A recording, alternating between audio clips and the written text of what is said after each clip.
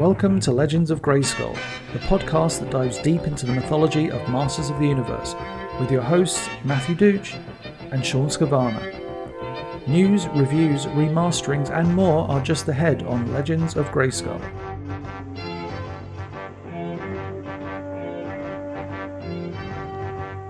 Hello everybody and welcome to Legends of Grayskull, the fan podcast where we discuss the history, the mystery, the magic, and mythology of He-Man, She-Ra, Eternia, Etheria, Norador, Primus, New Adventures, Old Adventures, Ladybird, UK Annuals, comics, mini-comics, anything and everything you can think of with that He-Man, She-Ra, Masters of the Universe, Princess of Power, that Mattel logo down in the corner. I'm Matthew Dooch, here again with Shawn Scavarna. Shawn, how are we doing today? I'm pretty nervous because I think today we're going to be talking about the most dangerous man in Eternia, if I remember correctly. Dangerous man in Eternia. We're back again. This is our episode 3 of our Revelation breakdown. So, today we are discussing episode 3 of the Masters of the Universe Revelation series. Streaming exclusively now on Netflix. Go check it out if you haven't yet. Watch The Most Dangerous Man in Eternia. And then come back and listen to us, because it's going to be a lot better that way. Trust me, it is. This is written by Mark Bernardin and directed again by Adam Caneroy and Patrick Stannard. I think those two are going to be pretty standard across the series, it looks like. They're going to be our Gary Hartel. For 2000. Gary Hartel. Gary Hartel. Gary Hartel. Gary Hartel. Yes, absolutely. So I'm not doing a recap. If you haven't watched episode 1, episode 2, if you haven't seen the Netflix show, go do those first. Then come here. We're diving right into episode 3. So first off, when these titles came out, a day or two before the series came out, it was pretty close. Yeah. Did you have any thoughts about who the most dangerous man in Eternia might be? I know it's hard to think back without having seen the episode and enjoyed it. Knowing now what I didn't know then, kind of a thing. I honestly would have thought it could have been a Man-at-Arms episode for the fact that I would think 2000X Man-at-Arms, though. I wouldn't have thought Filmation. It would have been like when we did our episode about the Council of Evil. Like he went head-to-head against Skeletor in that episode to a standstill, unfortunately. But it's like that version of Man-at-Arms, I feel like that's what they wanted to do in this, from how action oriented even that trailer was.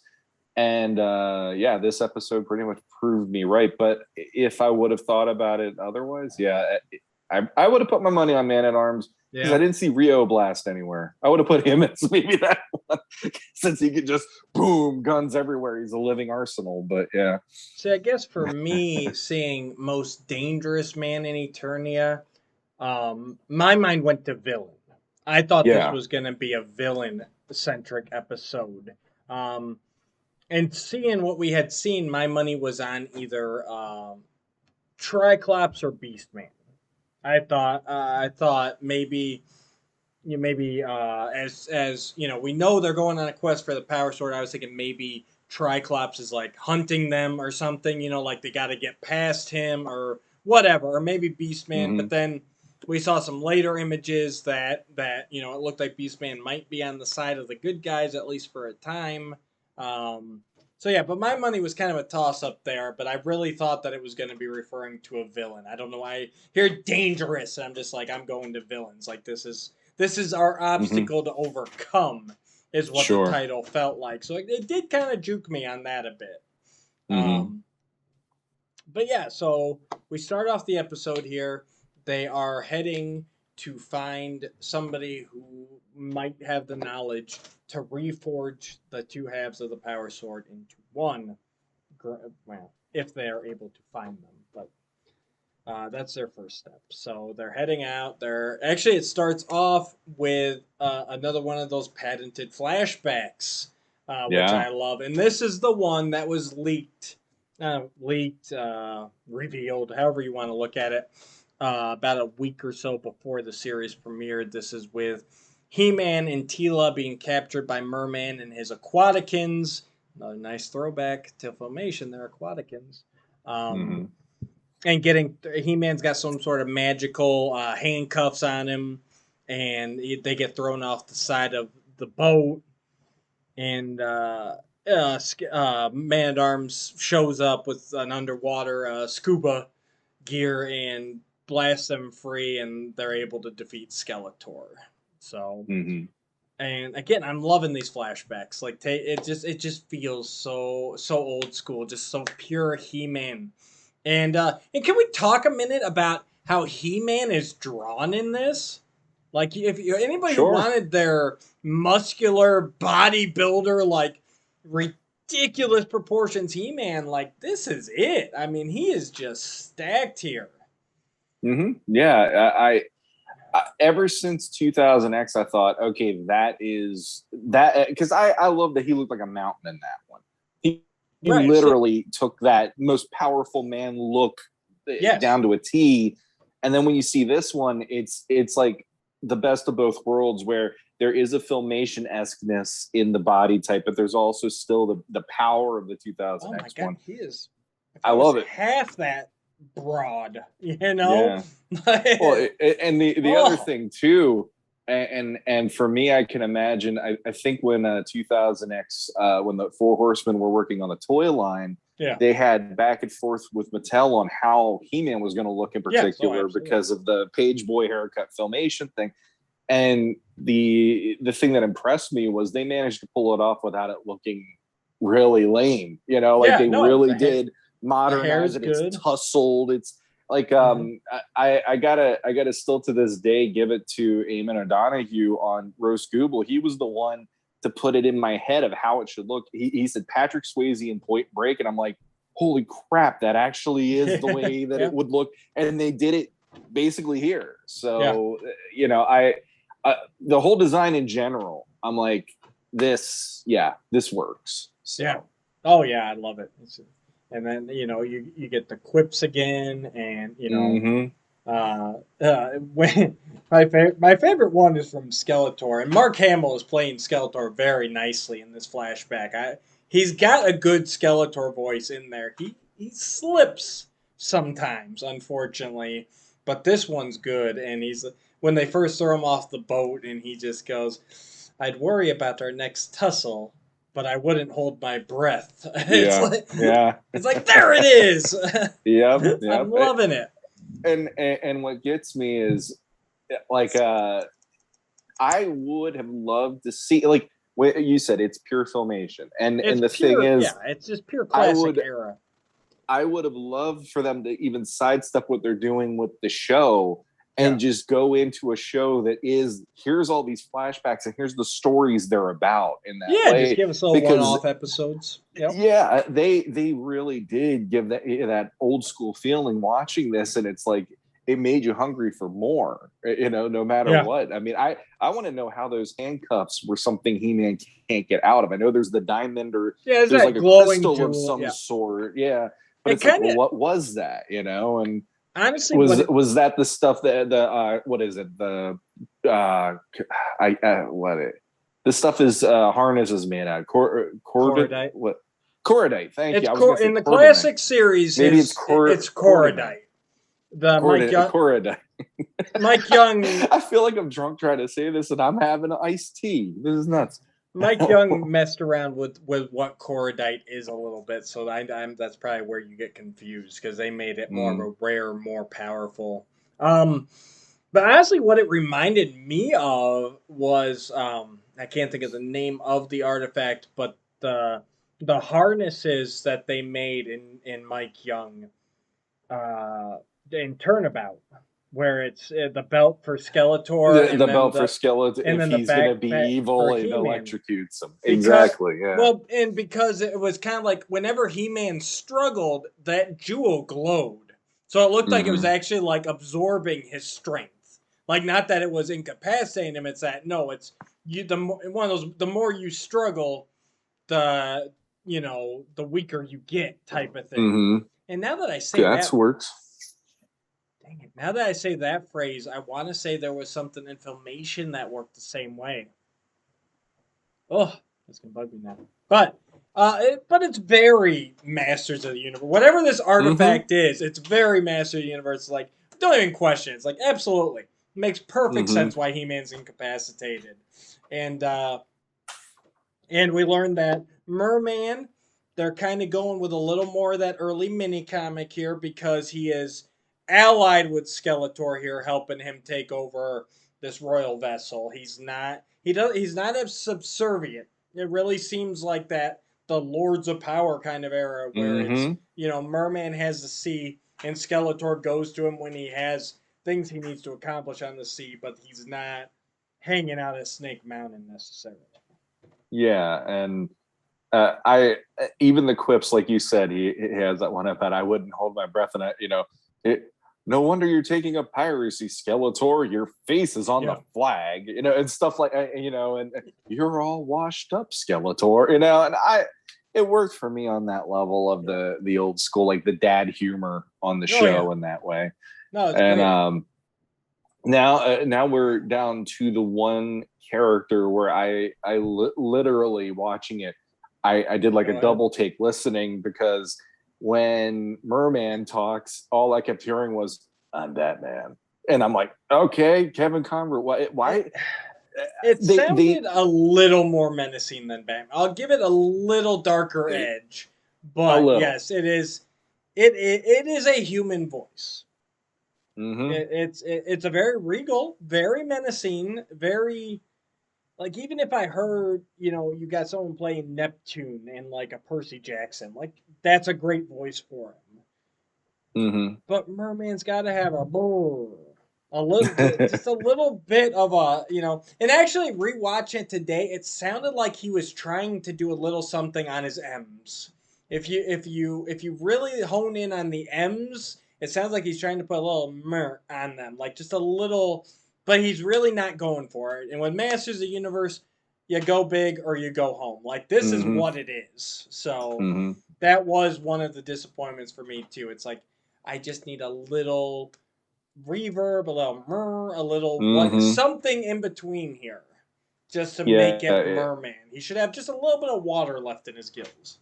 For like, you can't deny it. When you hear Mark Hamill, there are definitely moments where it's like, no, that's Joker. Like, he doesn't do it as much as I was instinctively going to think he would have before I got to see the show.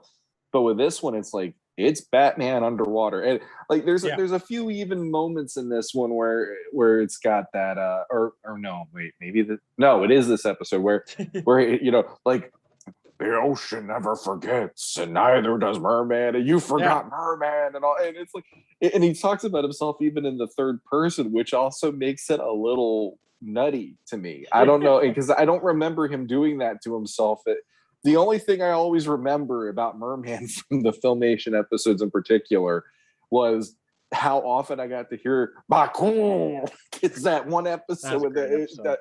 It's like, okay, I had that, and then when I go to 2000X, all I keep thinking is, just shut your mouth, just shut up. I'm so sick of hearing your voice. I hated that version, but it's like, again, Kevin Conroy, amazing actor, amazing voice actor, but there was like him for Merman of all characters still is the head scratcher for me, but.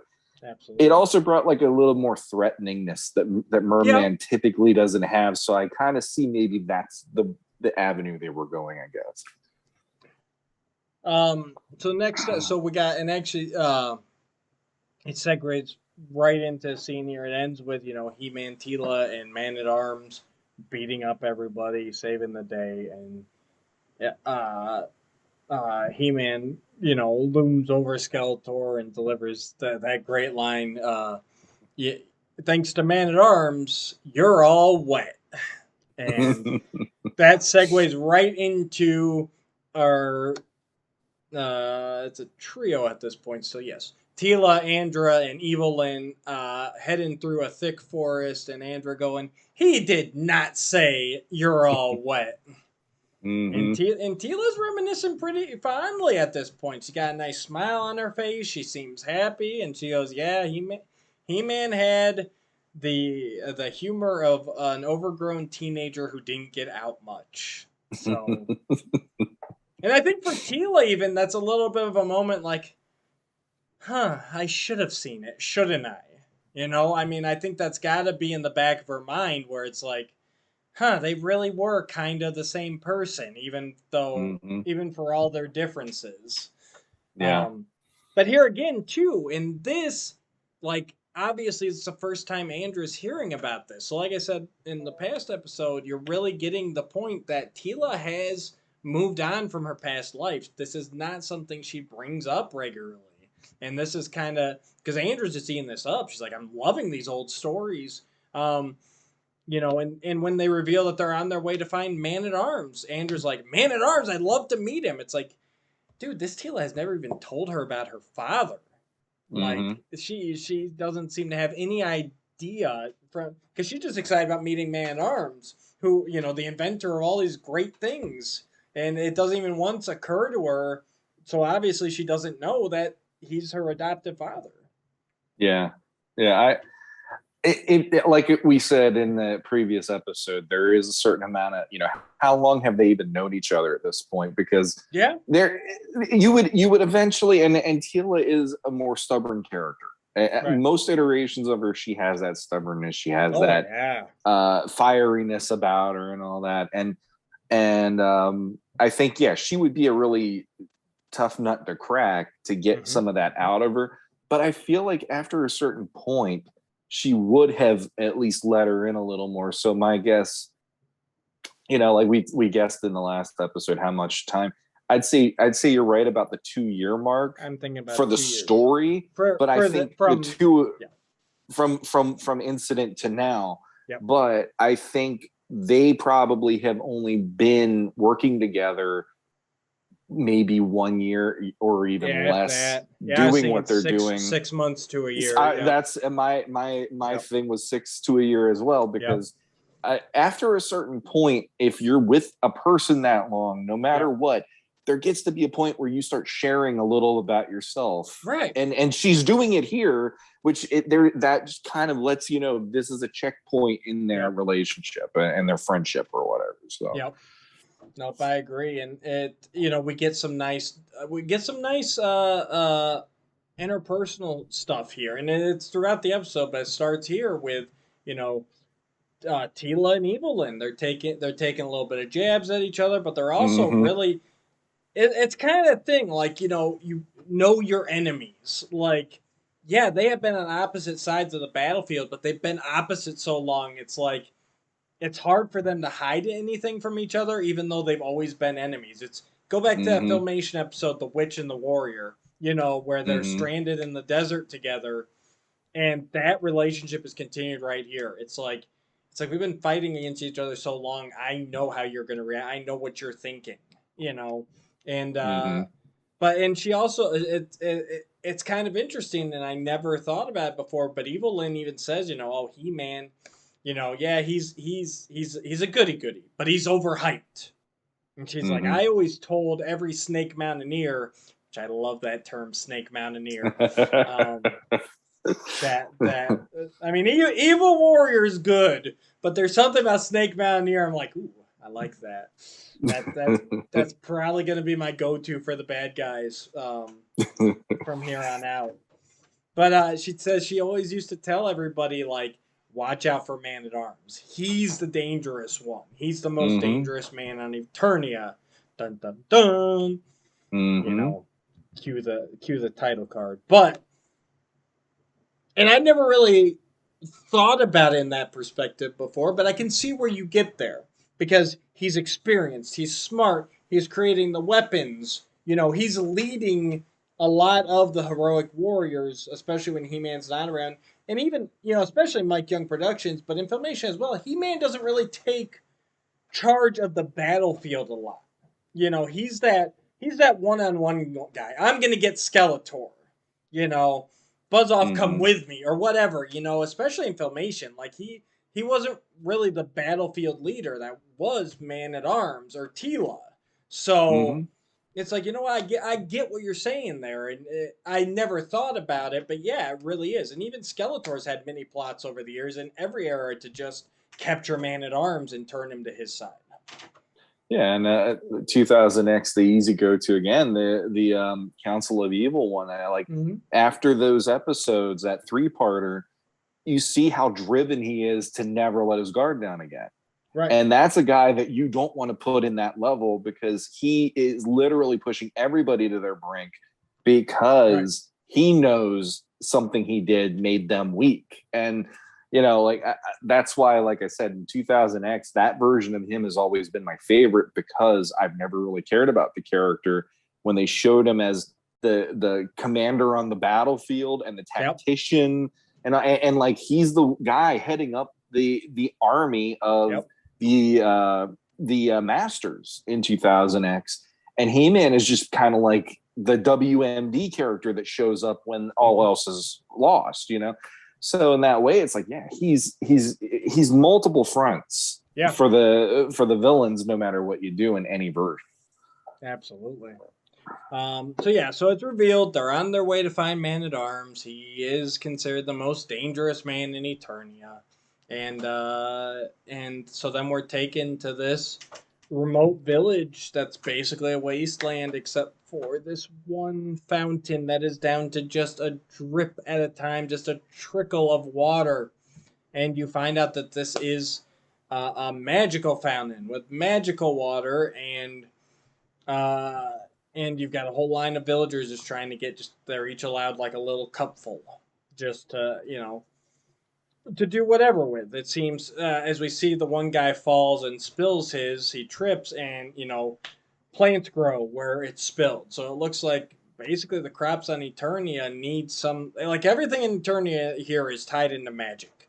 So, maybe farmers just trying to grow a little bit of crop, whatever, they need this water.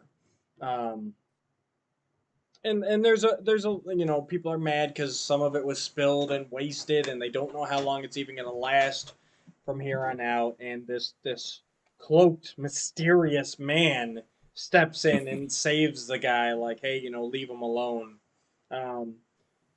But that's pretty short-lived, as Triclops and his techno cult end up rolling up, and they're basically on a mission to anybody, obviously anybody who's willing to join their cult, come on in, you'll drink from, the motherboard, the nanites, and you'll be welcome. But I think they're trying to force on everybody else they're on a mission to take out any magical totem, artifact, relic, whatever. They want all the magic gone, so people have no other choice. And they roll up with this impressive looking cannon, that's very much in the Screech deco and design. It almost looks like a Road Ripper crossed with a big cannon, crossed with, the Screech color form. It's great. I mean, this is probably my favorite newly designed vehicle in this series. And there's a few of them, but the Screech cannon, I really enjoyed that. I think that's what we're calling it from now on, because I can't think about it, just like you said about the Snake Mountaineers and now the Screech. I'd be curious if they have a name for it. I wouldn't be surprised if in the script it doesn't have something. But yeah, and they end up they actually succeed for what it's worth. They blow that straight to smithereens, and they're trying to abduct all these people, and the mysterious stranger jumps in, and he's trying to fight them off while still holding on to the cup of water he's already gotten. Which is, I like this scene. I like the Alkalites with all their robotic parts. We see Trapjaw again, who I thought for sure was dead because of that buzzsaw to the face. So when he rolls up piloting the cannon, I'm like, oh, wow. He's got the big old scar, and now he's got a robotic eye instead of a regular eye. It's like, oh no, we are playing for keeps here. He's not dead, but he's not okay either. As they said, 'tis a flesh wound. Yeah. Which it sounded like a lot more than a flesh wound when you listen to that episode and you hear the sound effect they made for that sequence. But yeah, honestly, I know in the last episode when that happened, I actually was more like, oh, come on, we're not going to see a Trapjaw ever again, because I want to have my Trapjaw Triclops problem when I talk on the show. Absolutely.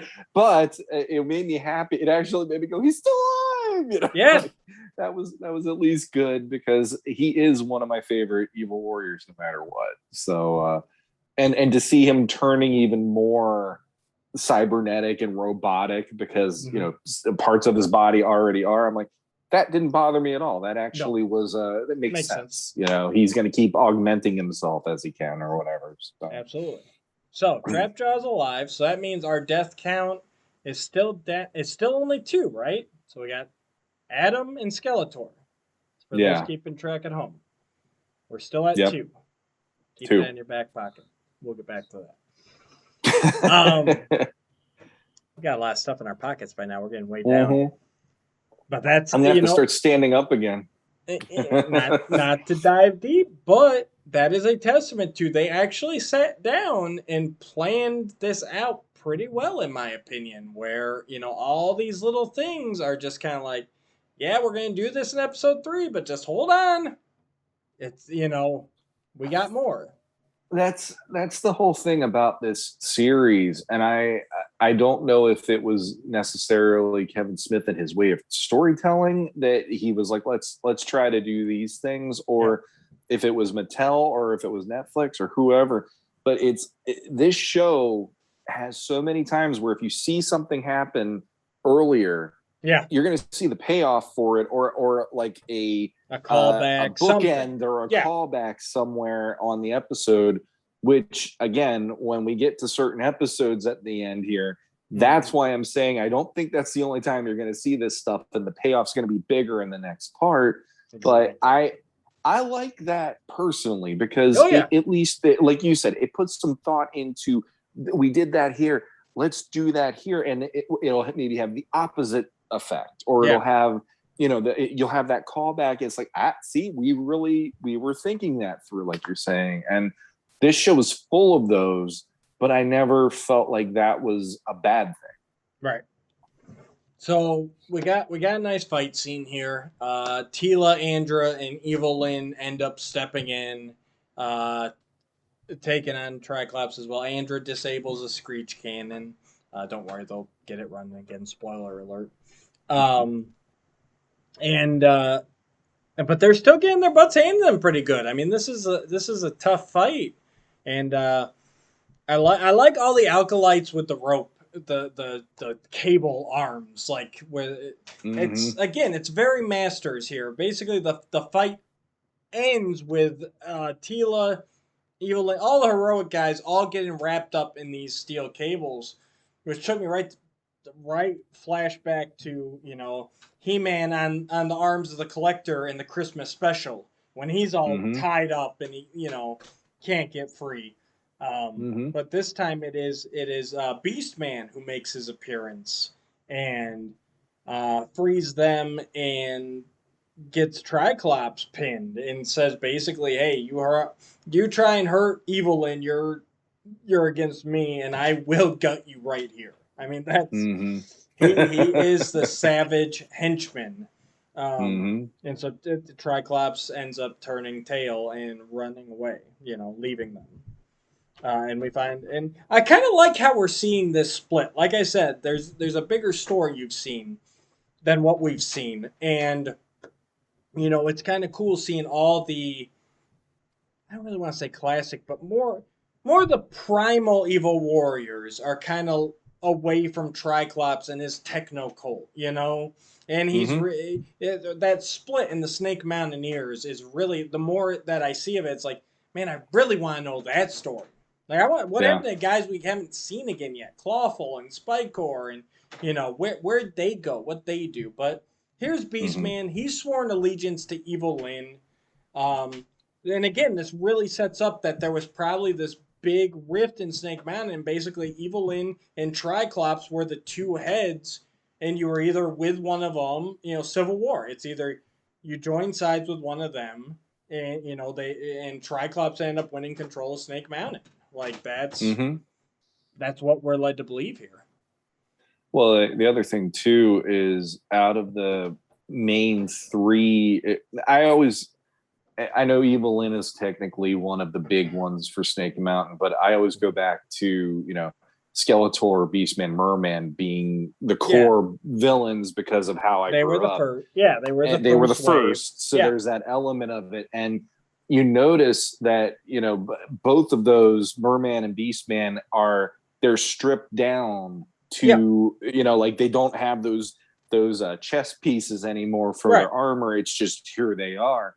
But they're natural and they're very much of their elements. Yeah, they went. And then anyone else other than Evil Lyn, it's like they're now the techno ones. Yep. So it's almost that riff is like right there in between the 8-back characters versus everybody else that followed. There you go. And Evil Lyn is like straddling that since she came out, shortly after the 8-back or whatever. Yeah. But I like that a lot. And like you said, that story that we haven't been told is interesting to me because Evil Lyn didn't get a hell of a lot of support other than Beastman, obviously, which is how Triclops managed to take the whole, he took the house, she took the kid, it's that kind of a feeling in this evil divorce of sorts. Now that dad's died, that's exactly what it feels. It's who gets everything now, and exactly. And she lost big time, but all the primal, those original characters are kind of like, we're gonna go do our thing, and Triclops has his band doing theirs, and so battle's over. They think the mysterious stranger, who no one saw coming, was actually Man-at-Arms. Yeah. Just kidding. Everybody saw that coming. It's yeah. Well, the one thing I want to say is, and I'm not. I'm not trying to pick on the show, but can we stop that where we have cloaked people and they pull off the robes and we know who the person is? Because even like in the preview, Roboto pulls the poncho off. It's like, I knew it was Roboto. Man-at-Arms pulls it off. I knew that. And then when He-Man pulls off the cloak in front of Grayskull, we had a 50-50 shot if it was He-Man or Faker. And that was it. And it's like, they even did that with the Transformers cartoon where Ultra Magnus puts a cloak on. And it's like, if you look at the silhouette, you know who he is. He can't hide that, But I'm kind of done with that as a cliche. Can we not do that anymore?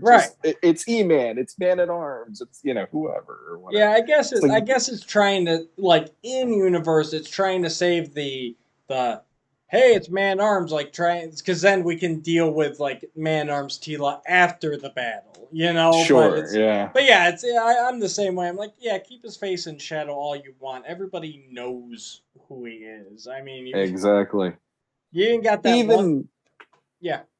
Well, even 2000X, when they did the whole thing of Skeletor's walking around trying to find the Hall of Wisdom, and he's got his head in shadow. Right. And that whole time, it's like, I know it's... And then when he reveals it, I'm like, if I didn't know Masters, that might have been wow, but I know this, and I know it's not as scary as the reveal was trying to make it to be. So it's almost like a callback to that show for me at this point of like, who's under there, but we're just still get. It's like just placate the character, let them have their fun. They're back again for the first time in almost 40 years. Play along.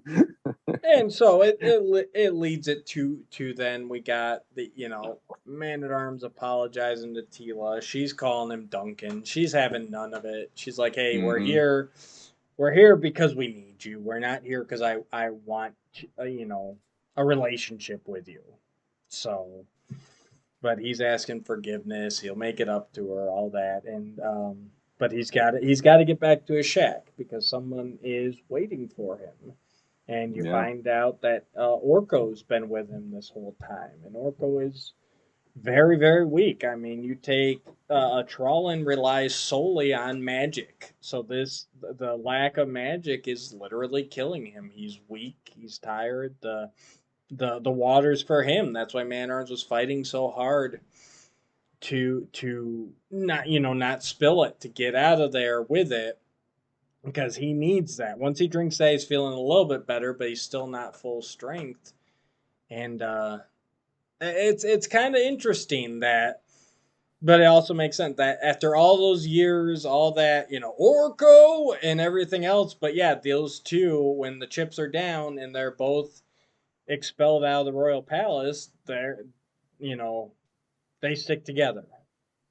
Yeah, it's the equivalent. Like, that part got me. That part really did get me, because like, when I think of the two of them, I don't see it. It's like, you want to talk about the odd couple? There you have it. They're roommates now, and Orko drove him nuts. Orko made any magic trick that failed, usually aimed it right at Duncan, and Duncan was the one. Orko, you heard that almost every other episode.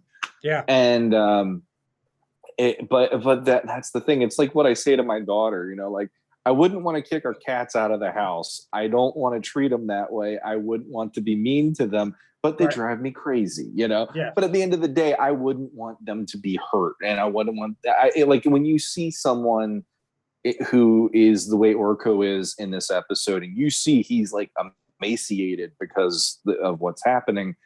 Yeah, it's like, Duncan is still a good person. He's not somebody who's a jerk and he's just going to, well, that's the end of that trawling, and he walks away. He's going to do what he can to help them. And it made me love both of them for that fact even more. So, yeah, this is where the whole episode just, like, it turned on a dime for me. It's like, okay, we start off with this, and now we have these, like, heart-to-heart moments. And I'm sitting there going, like, wow, like, the power of these moments really affected me. Yeah, we find out, Orko was banished by King Randor as well. We already knew about Man-at-Arms. He's not allowed to craft anything ever again. Yeah. Randor just cleaned house. He got rid of everybody who lied to him, everybody that he felt he couldn't trust anymore. Again, I'm interested to see what happened between him and the Queen. Mm-hmm. Yeah. But we find out, we meet Roboto's with him as well. He went with him, and they pulled from the DC Comics for Roboto here, because in that modern DC Comics, the ending in the Eternity War storyline, Roboto was a creation of Man-Arms that shared his neural pathways. Like, he programmed his own consciousness into Roboto. So that's a callback to there, which was an interesting little twist here. Yeah, and it honestly, this version of Roboto really felt like home to me, because he felt like the 2000X version, which is another version where 2000X did such a good job of doing the spotlight episodes to really get you involved in some of these characters that didn't get the spotlight as much in Filmation or what. Because Roboto was one of those characters that never did much for me as a kid. And then I watched 2000X and I'm sitting there going, oh my God, this is awesome. And it feels like it's the spiritual successor in that way with this version. And I love that he's actually, he not only does he want to help, which that was his line in that episode, I want to help. I want to help. And Teela's always like, no, you're a game player, Roboto, and all that stuff. But I also love that he's also the voice of reason in this talk, because Man-at-Arms is emotionally compromised here because he's seeing Teela for the first time. Teela's still dealing with her crap. They're trying to come up with a plan, and Roboto ends up being the cool head to explain this is what we can do. Right. And I love that part quite a lot. Yeah, it's great. And so basically they decide, Roboto is going to come along with our group of warriors to help reforge a sword. Teela asked Duncan to go to Grayskull and protect the sorceress, because Triclops is obviously bent on destroying everything magical. So she knows he's going to turn his attention to Grayskull eventually. And Orko even convinces Teela to let him come along, even though, as Evelyn points out, he looks like death. So, but that was one of my absolute favorite speeches in this episode. It was, and for me, being who I am about Orko, I'm very much like Duncan on the old show, where it's like I didn't hate him enough to want to see him die, but I never really was that into him. And him doing the whole, please take me with you one last time, and he knows this could be the end for him. And he just wants to do something right. And I'm actually getting emotional to think about that, because it's like, man, it's like, this is his, I can do this. Let me help. And it's great. It's like that moment for me was probably the moment of the series, because here's this character who I never really took much thought of and all this stuff. And he wants to do the right thing. And I'm like, that's heroic. And especially again, with him being the way he is in here. Death's Door, he's still saying, I can still help. Right. And I will. Wow. I won't mess up. I pray. It's like he's like, I know I messed up, but trust me, I can help you guys. And it's that old saying, at some point in your life, you went out to play with your friends for the last time. Yeah. And none of you realized it. Exactly. And that's where Orko's at in his life. He knows he's not going to make it much longer. There's not enough magic left. That fountain's gone at this point. And and he's just thinking of the old days. Like, oh, that was so much fun when we were running around, and that was it. It was over, and none of us knew what we had when we had it. That's kind of his motif throughout this episode. It cracks me up when Duncan goes to get his helmet and it's upside down as a fruit bowl. That's just shows how much use it's had in the last year or two, depending what the timeline is. Good sight gags like that. I'm like, all right.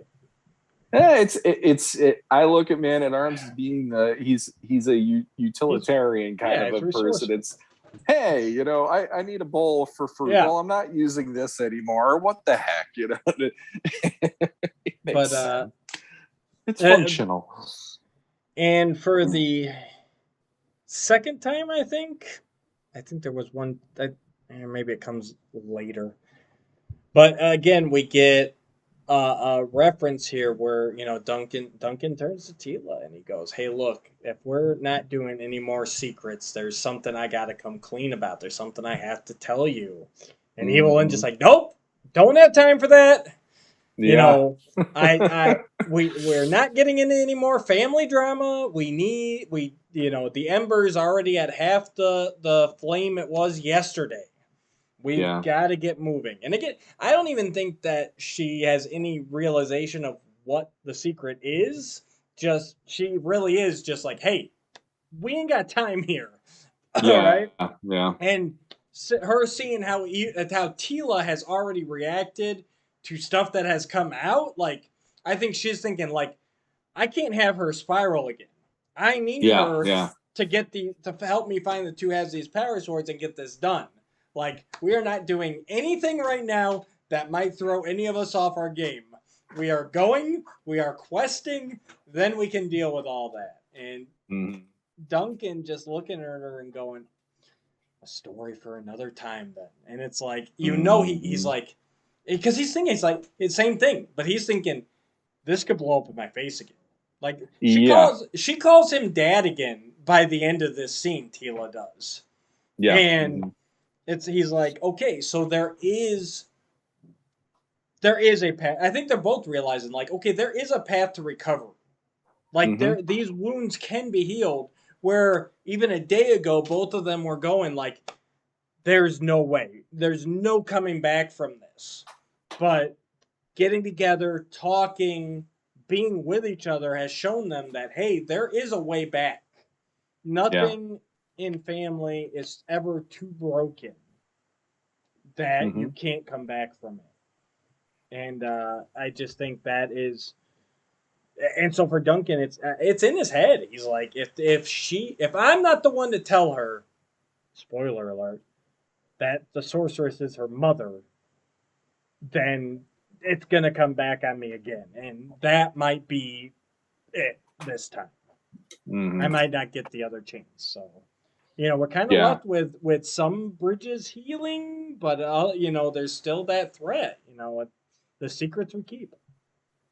Well, I mean, at this point, if it blows up in his face, if the evil lid is nearby, if I was Duncan, I'd be like, I blame her. You know, like I was going to tell you, episode 3. Here's the timestamp. Even that's what I was going to tell you, and she butted in. But I'm telling you, there are some. You mentioned it earlier. There's some deep character arcs in there. There's some deep emotion and thought given to this storyline. Like this is the reckoning. This is after all those Saturday morning, fun capades. This is the reckoning. Like this, like Orko said, you never know when it's going to be your last adventure, and this is kind of the comeuppance of all of that. Like it feels very natural to me to be in this place. It does.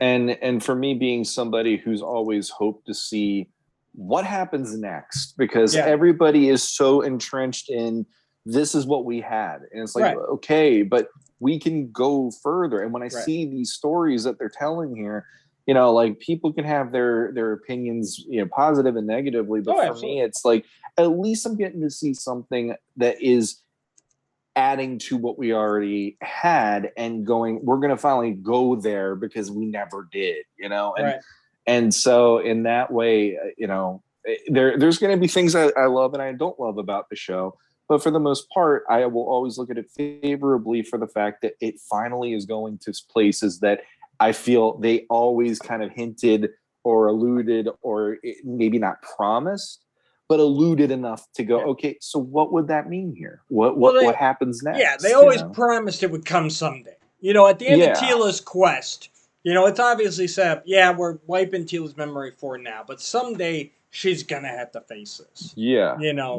Tila's triumph. She kind of filled in for the sorceress without anybody really telling her what's going on. It's like, it was, eventually someday this has to come out. And we will deal with it. And that was kind of the setup as we were kids. Like, yes, someday you will get your payoff. And to me, this is it. So But carrying on with the story, so now we're on the high seas. Beastman, Tila, Andra, Orko, and Roboto. And they again, we got some of these great character moments. Guys, this dialogue is great. Orko and Andra, here's where Orko talks about, these are the days you're going to forget. You think you won't at the time, but, eventually all the adventures kind of blur together and you don't know where the time's gone. It's like, when every day, you're dealing with just this crazy magic or villains or whatever, eventually, that becomes the norm and you don't realize how special it is. It's that same thing. Orko is very reminiscent of the days past because Andra, she's that young adventurer. This is her first thing. She's like, I would never forget this. He's like, you will. If you're on enough of these, they'll all blur together. And there are people out there that want to say, Orko is like so depressive in this. But it's like, look at where he is in his character arc. He's basically at death's door here. Right. And something that I wanted to say about that in particular was on Twitter. Now that we're on Twitter, I've been following some of the people that work on the show. And Griffin Newman, the voice of Orko, he actually retweeted that there was someone who loved the way that he did this character because they said the journaling part of that he brings up, it's also something that happens when you have depression. You as a depressive individual, you're going to forget some of the good and you're focusing on all the bad. Yeah. And they said that was it mattered to them to hear something like that because they're dealing with that in their lives. And it's like, there you go. I really like that where the typical happy-go-lucky, the childlike character, I don't want to see it where he's going to be suicidal, but it's allowed to have him be the way he is in this show. He's going through a bunch of stuff. He lost his best friend. He lost his home. He's losing his life. I mean, why wouldn't you be down in the dumps a little bit, I felt less like he was like suicidal and more just like someone who's in hospice, honestly. Like he knows he's at his end. And basically he's getting this opportunity to be the mentor. because Andrew's this young kid who has never done it, and that's what he's telling her. He's telling her, hey, he's telling her what he wishes he had done. He's like, hey, keep a journal, so that way at the end of your days you can look back on it all. Because I don't have that, and I'm weak, and I'm not necessarily old, but he's like he knows he's dying. He makes no. He's got no qualms about that. He knows what's going to happen. He knows what's happening to the planet. He knows where he's going. And he's just like, hey, if I can impart a little bit of wisdom onto this young adventurer who's just starting, that's good enough for me. Yeah, it's like that meme with James Franco where Andrew would be the one going, and now we're on a ship, and now we're doing this, and now we're doing that, and then he just Orko's James Franco going, first time, huh? And it's weird to see him in that position because he's typically not, and it's kind of fun in that way. Right, so. He's usually the young, inexperienced one, so I think he's enjoying this last adventure. He's enjoying this chance to be able to talk to her. And yeah, I thought the journaling thing was a great little thing, and I don't think that came in there loosely. I think that was very much intended for all that. So and then we get a great moment between Teela and Evil Lynn again. And forgive my memory, I'm a little blurred between the forest and this one, but basically they're both kind of about the same thing. How Teela or Evil Lynn's taking jabs at Teela's, was always hung up on He-Man back in the day. Teela's taking jabs at Evil Lynn, saying she was hung up on Skeletor, and Evil Lynn's basically like, yeah, we were both fools, weren't we? Yeah. I know early in the forest when she made the comment to Andrew about how she liked to go after dangerous men, that they were exciting and everything. And it's interesting to see Evil Lynn and everyone's in kind of this retrospective look, like, you never know when your best days are going to be behind you. And sometimes you look back and you're like, yeah, I probably could have done that better. I probably could have made some better choices. But it's interesting to see Evil Lynn being the one like, yeah, I probably could have done more if I hadn't, hooked up with Skeletor, teamed up with him, however you want to look at it. As the old man on the show, I can tell you that most of my days are me sitting there going, if I would have just done this. So like watching this show, like again, it's pointed at the hardcore fans, and pointed at all of us in our 30s and 40s, but there are those things of, it's kind of nice to see these characters who do look back and have some regrets, who do look back. Right. It's like they had these incredible journeys, incredible adventures, all this, like magic and action around them. And yet at the same time, there's still that, didn't do this though. So it's like nobody has the perfect life. It's just that simple. And I like the moment between Evil Lynn and Teela where, Teela says basically, hey, I've made peace with my past. I've moved on. And Evil Lynn just looks at her and goes, yeah, said the warrior on the road to hell. She's like, and that's what I was meaning about earlier. It's like Evil Lynn knows Teela. She's like, no one's being fooled by this. You are not done with your past. You have not made the peace you think you have. You've just ignored everybody since everything went down. There's a big difference. You have not accepted anything. Yeah. And I did like her, you're the one that has the Skeletor in your closet. That line just that was good too. But all this introspection is quickly disrupted by the return of the Aquaticans, who blow up the motor on the ship, and their leader, Merman, who has gotten rid of his chest harness and has upgraded to some more 2000 XC armor. They're definitely the bigger, shin guards with the blue on top and the longer loincloth. So that was a neat tweet. Oh, and he lost an eye. I forgot about that. He lost an eye. And he's got scars. Everyone's got to lose body parts. That shows progression. Yeah. I honestly, those two designs still don't land with me 100% because I still liked that when you saw the vintage, the classic Merman earlier in the episode, and then you see this one, he looks so slight. And the other one looked more majestic and like you were saying, broad with He-Man. Yeah. He looked broad with that armor on. Right. And when you see him the other way, it's like he looks like an Olympic swimmer, you know, like it just doesn't have the same regalness to me. But again, yeah, he lost an eye apparently. It feels like we said earlier, it feels like the primal characters are going back to the basics. They're like, okay, we're stripping it, we're going back to like Olympic swimmer. That makes perfect sense. He's like, all right, you know, he was probably battled Triclops for control of Snake Mountain, and that's probably where he lost the eye. And he's like, all right, I am just doing the sea now then. Which, you know, if you're just swimming all the time, you don't want that big bulky armor. You want to be streamlined.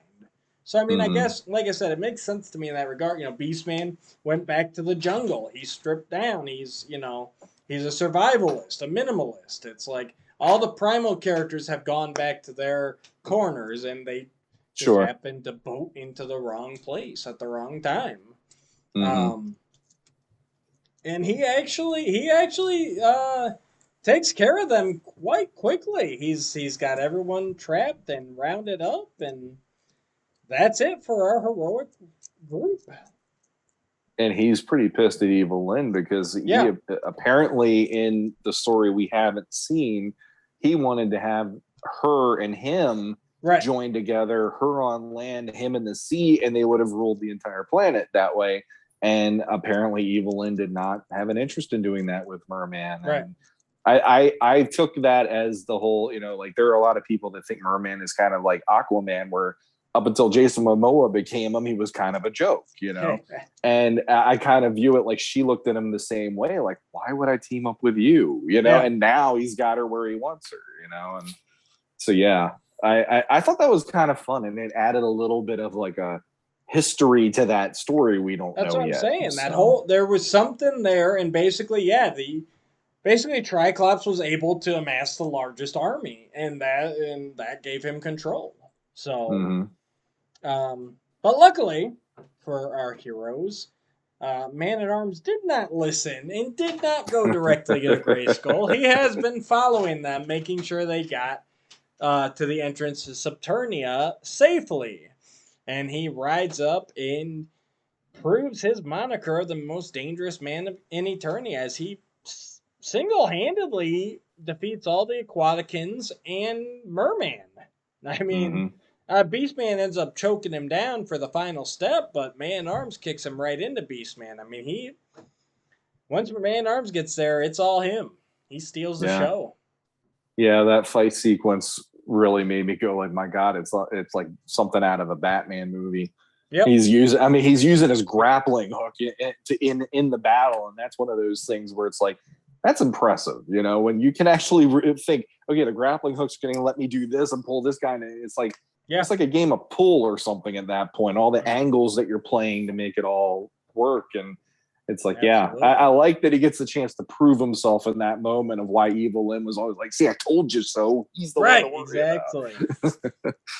And no, I love that scene. That scene is fantastic. I can't even describe it for all the stuff that happens, but go watch it. It's amazing watching him dispatch everybody. And then the last, once he gets Merman into Beastman's arms and he gets strangled out, then he just looks at the last two Aquaticans and they pull the, oh, nope, we're out of here, and they jump off the side of the boat.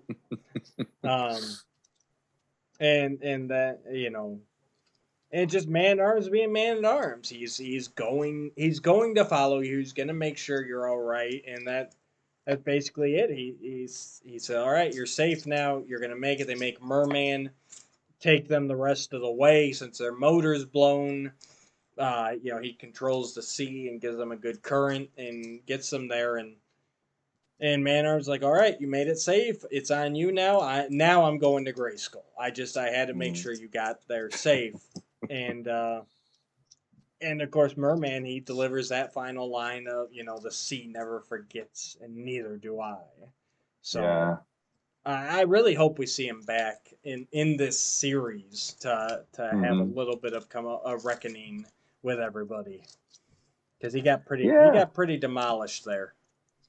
Yeah, but I the one thing I can say, I was impressed that they showed he's a force to be reckoned with in this series, much more than previously, where For the love of God, that damn flying fish and all that crap. I mean, like, why didn't I bring the flying fish today? I don't need that.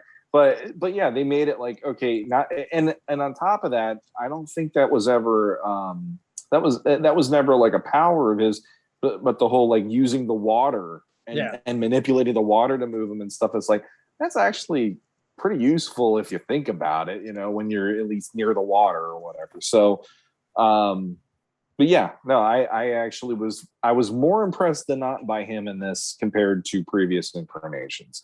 Just that voice, it's like, yeah.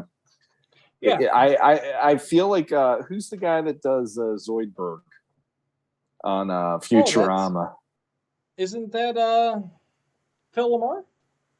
I don't know. Doesn't he do Zoidberg? I feel bad that I don't know his name, but like when I'd hear that voice, that always made me think Merman, and it would have been like, just take him, transplant him, and put him into this show, and that would have been Merman. Billy West does it. Billy West. Okay, yeah. Okay. Billy So West. He's a voice acting god too. Yeah. Basically, if Phil Lamar doesn't do a Futurama voice, it's probably Billy West. So that's true. But yeah, no, I like that they set him up to be a threat in the future as well. He's like, hey, this isn't over. You let me live. Like, you're... So, it'll be interesting to see where that goes from there. And where, I'd love to see where he winds up with, we'll say if Skeletor comes back. Mm-hmm. Put that in your back pocket. Well, we got to put it in our back harness now because we're running out of space in the pockets. After only 2 episodes, we already ran out of space. So now we are at the entrance to Subternia, which is in this canon the land of the dead, and it's just this black monolith pillar rising into the sky with this skeleton with no head standing guard and sitting in front of it. Gotta be a Faceless One reference, right? I mean, the armor and everything, it's just like... Yeah. And yeah, go ahead.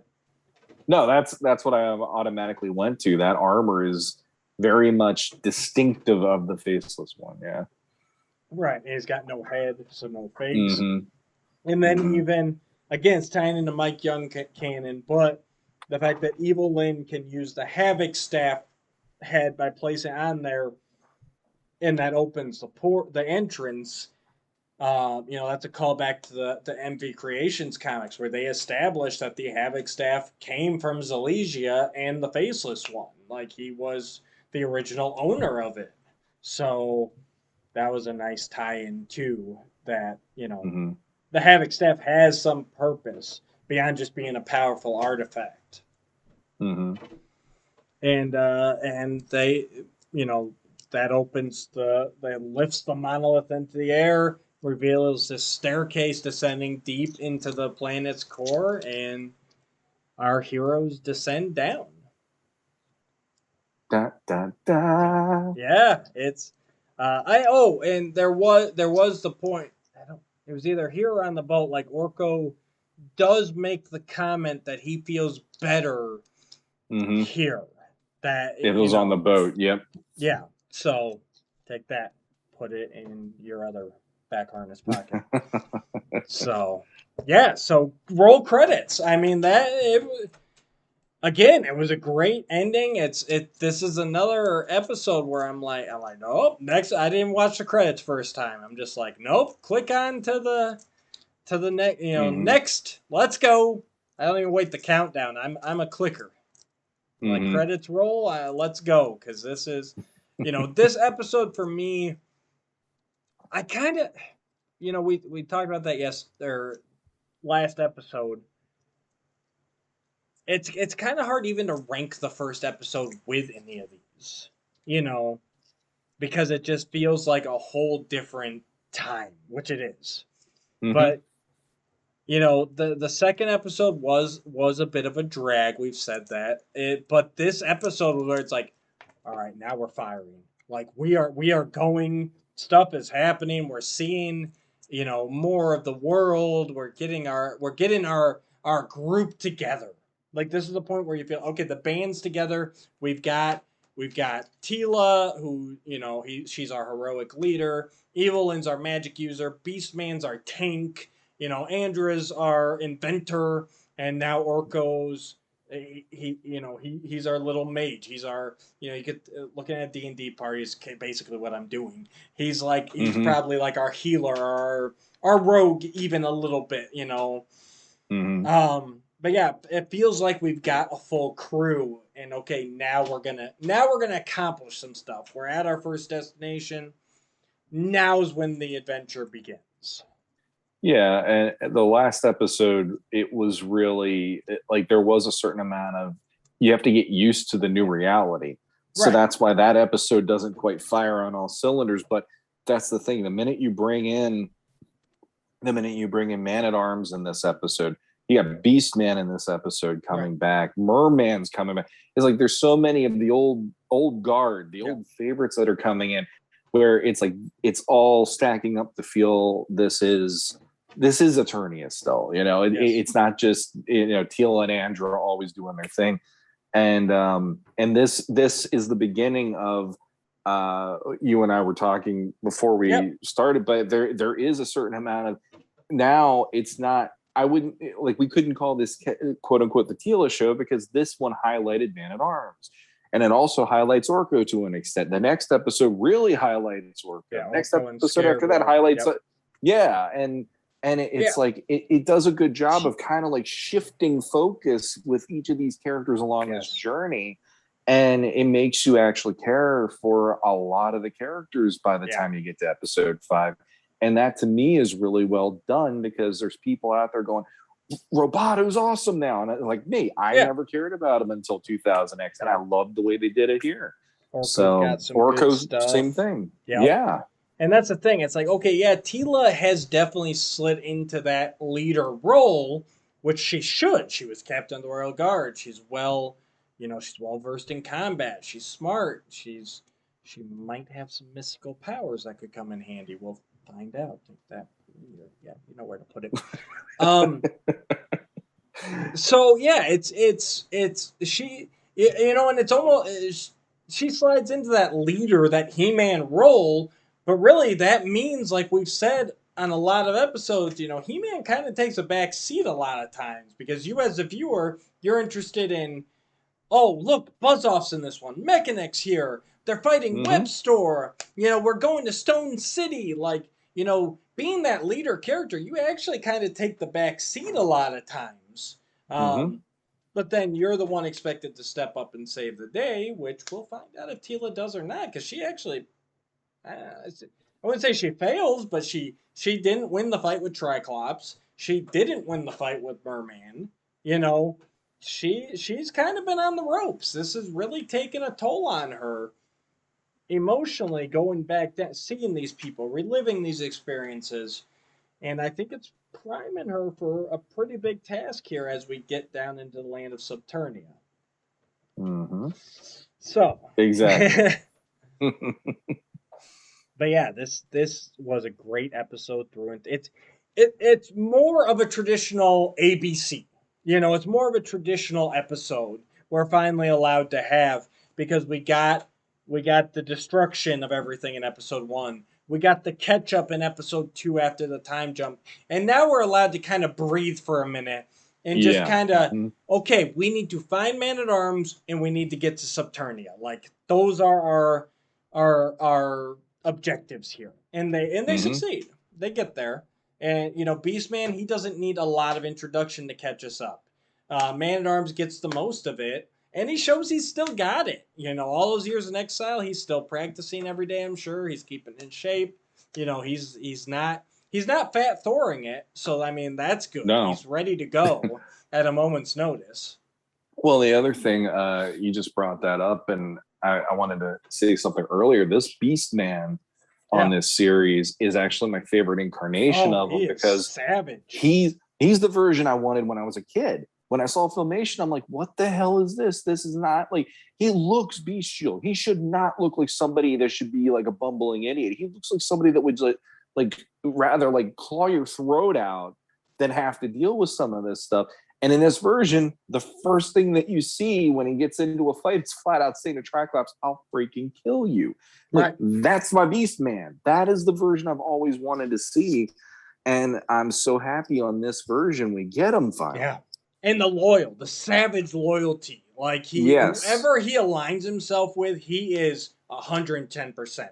Like, I was with Skeletor, I would die for. I'm with Evelyn now, I will die for my mistress. You know, he's upfront about that. He's like, yeah, the only way you're getting to her is if I'm lying there dead. There's no other way. You know, he's all in. He is the savage henchman. That's all he knows. You know, and, you know, Beastman, he's played around a bit with here and there where he tries to go on his own or whatever, but it never works. He is very much that guy, like, I need somebody to tell me where to go, what to do, what to attack. Like, by myself, I'm never going to amount to much. And, yeah, I thought they played him perfectly. Yeah. So, all right. I think we're good on episode 3, The Most Dangerous Man in Eternia. Stay tuned. We'll be back soon for episode 4, The Land of the Dead. Until then, you can find us on Facebook. Go to groups, find Legends of Grayskull. Come on in. We got some great discussion, great fun there. We're on Instagram at Legends of Grayskull Podcast. I'm told we're on Twitter now at LogPod85. You can get a hold of us through Facebook or Twitter or Instagram, or you can email us at logpod85@gmail.com. Go ahead, click those buttons down below, please. Like, subscribe, share, ring that bell if you are subscribed. That way, when we do go live, which we promise is going to be a little more often, a little more regular, because it's always good fun when we do. You'll get notified. It'll pop up and bug you on your phone. You can jump in and give us some shit, which is always fun. So, guys, take care, and until next time, go watch Revelation on Netflix. Yes.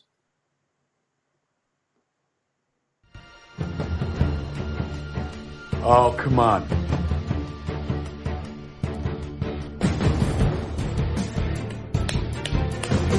Ah, rock!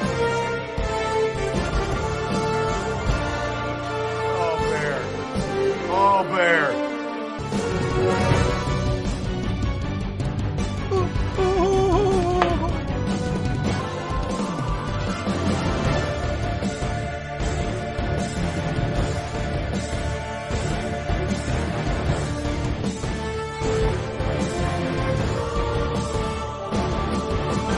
Oh!